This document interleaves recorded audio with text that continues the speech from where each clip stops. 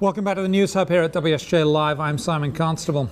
Of all the controversies dogging the White House, the IRS mess provides the biggest opportunity for lasting damage. That's what the Wall Street Journal's Jerry Seib says, and he joins us now from Washington, D.C. to explain himself. There he is. Thank you very much, Jerry. Sure, happy to be with you.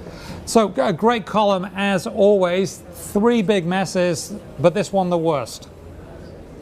Right, you've got a trifecta right now. Things seem to come in threes for whatever reason. You've got the revival of the Benghazi controversy, the questions about the attack on the U.S. diplomatic outpost in Benghazi, Libya.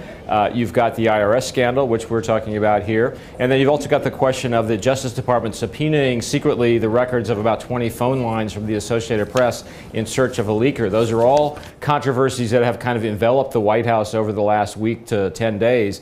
I guess the point I'm making here is I think the one that has the greatest potential to damage the Obama agenda in the long run is, I think, the IRS scandal, because it kind of goes to the underpinnings of Obama governance, which is the notion that he advanced in 2008 that government could be activist, could be trusted to fix problems in a smart way and in a non-ideological way.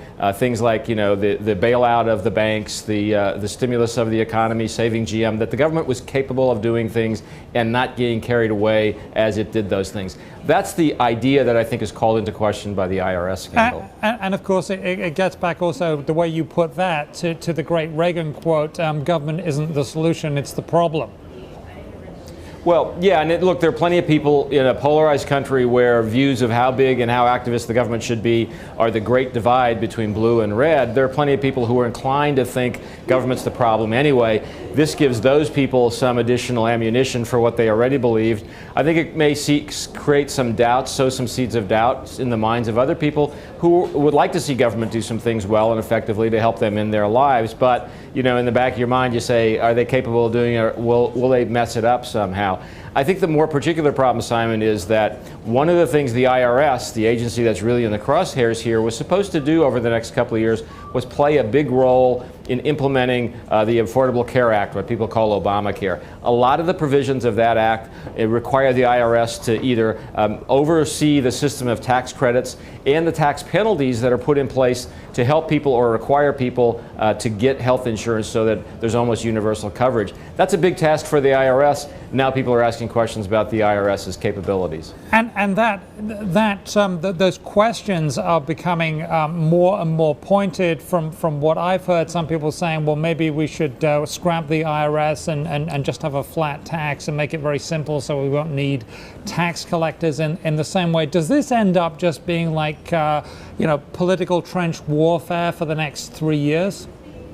Well, we'll see. I think that one of the things, I don't know about the next 3 years, but one of the things that could happen here is that we dissolve into political trench warfare, to use your description, early enough now so that everything is focused on the 2014 congressional elections. You know, Congress is a little paralyzed. There's not a clear Democratic or Republican majority. You've got split control between the House and the Senate.